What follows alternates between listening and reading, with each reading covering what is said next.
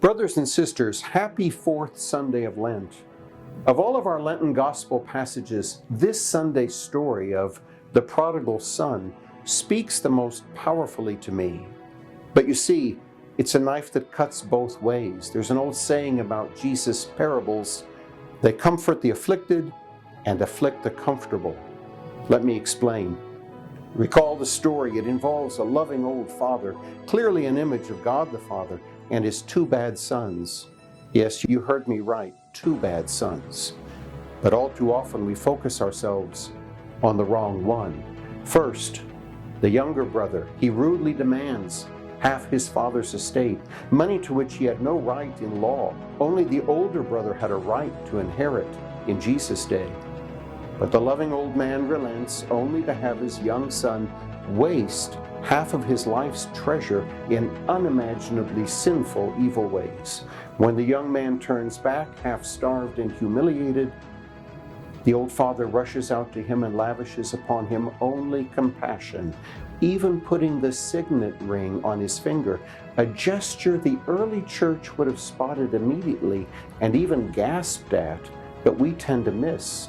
You see, by placing the signet ring on his finger, the dear old father makes this foolish young man the new head of the estate. But then appears the hard-working older brother, and the parable turns much darker. He's so angry and such a rage at his old father's compassion and mercy that he refuses to enter the celebration. The celebration here clearly a reference to the kingdom of God. No, in his bitterness and rage at his younger brother and his father's compassion, he'd rather stay outside the celebration than accept the kind of justice meted out by the father. And so, who is it at the end of the story who has wounded the loving old man? It's without a doubt the older brother, the dignified, hardworking, rule-following son who's convinced of his righteousness.